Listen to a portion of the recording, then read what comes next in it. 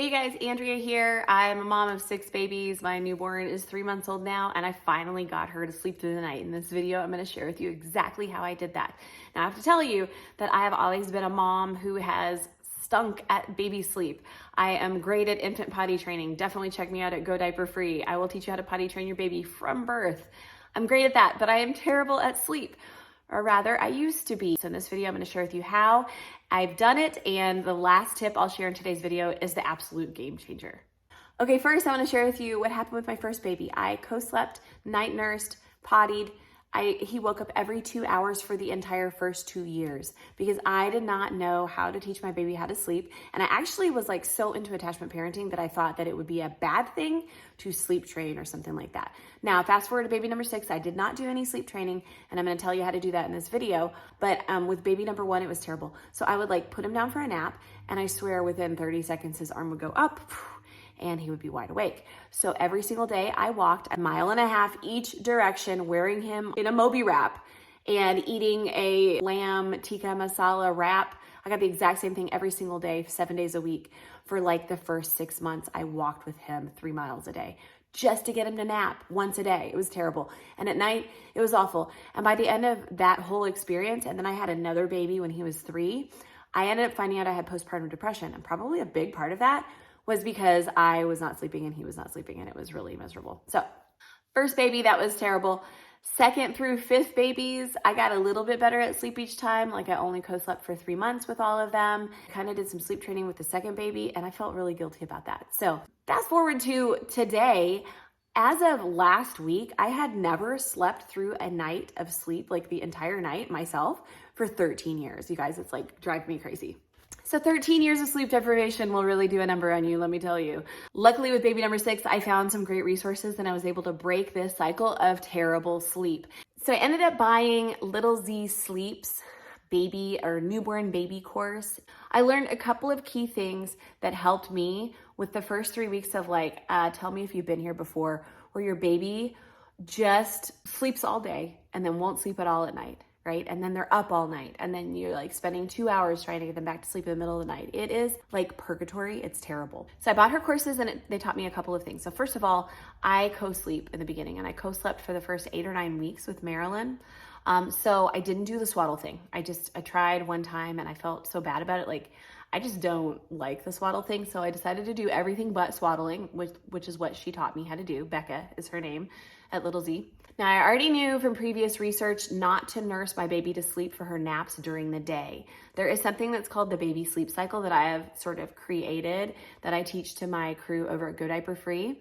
And basically it's wake up and then we potty and then we nurse, and then the first fuss we potty again, and then kind of towards the end of that we potty again, and then we put them to sleep. So I will do a separate video on that, and you can check that out. When you have a first baby, you don't know what kind of rhythm or anything they're supposed to go by. They just kind of, it's just a big, huge mess of things you have to do, and there's no real order that it comes with it, as in a baby.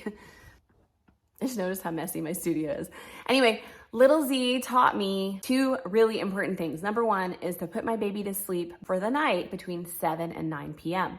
So if she's been sleeping since like 5 and sleeping, and she's still sleeping and it's 9 or it's 10 or whatever, if I don't wake her up between 7 and 9 and keep her up for like 30 minutes and then put her back to sleep, then I'm gonna be in trouble. There's actually 3 things she taught me. The second thing she taught me is not to put a baby to sleep asleep. So to put a baby to sleep, lay them down for a bed while they're still awake. And that's pretty important too. And number 3, and this is probably the most important thing, and I had heard this from the book Baby Wise a long time ago, but it never really made sense until Becca explained it in her baby course, that your newborn should only be awake between 45 and 60 minutes at a time between ages 0 to 12 weeks. You guys, this is gold. Do you realize how much stress and trouble this can cause you? Like a baby's not gonna go, oh, I'm so tired, mommy, put me to sleep now. No way, baby's not gonna do that. Baby's gonna be like freaking out because you missed the window in which to put her back to bed without any kind of friction. So anyway, what we did was co-slept We put in Becca's little fixes within about 3 weeks, and we had her only waking up once or twice a night at 1:30 and 5:30 or just at 3:30, and it was awesome. The problem was she was taking up half of our king size bed. No kidding. I decided, okay, it's time to put her in her crib. So I moved her upstairs in the girls' room. There's a bunk bed there with my 9-year-old and 4-year-old girls. I have 6 children. The boys are in the other room, and then the other boys in the attic, and we have a full house. I put her in her crib. Got it all ready for her. I do have a pad on the top of the mattress because the mattress is so hard when you move from co-sleeping to a crib. It's just like really different to put them on like this plastic hard bed.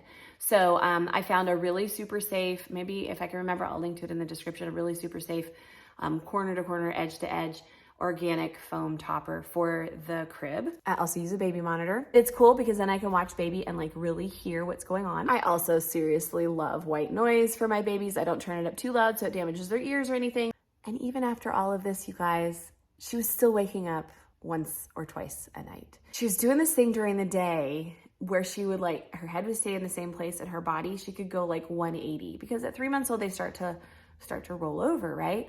She was also like starting to scoot around in a circle.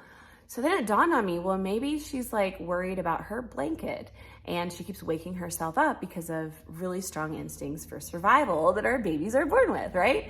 So then I was like, oh, I have sleep sacks. I have wearable blankets. Oh my gosh, why don't we try that? It was a Burt's Bees one that's like super thick, quilted. I had fluffed it in the laundry already, so it was like really thick and cozy, just like a blanket, which she uses a Burt's Bees blanket, so it was like the same exact thing. And I went ahead and put her in this. Marilyn slept through the night from 8:30 p.m. to 6:30 a.m. 5 nights ago, you guys. I actually woke her up at 4:30 because my boobs were so engorged because I really needed to feed her. So I woke her up and put her back to sleep. And then the next night, 4 nights ago, and all 4 nights since then, because she's wearing this sleep sack, I'll link to it. It was such a game changer for us. She has literally slept through the night for, how many hours is that? 10 hours a night. I've never had a baby do that, you guys, of all my 6, because I finally figured out some things. And you guys, it's been amazing. Like this video and comment, and let's have a conversation about baby sleep because it has taken me 6 babies to figure it out. And I really hope that this video has helped some of you guys get some more sleep.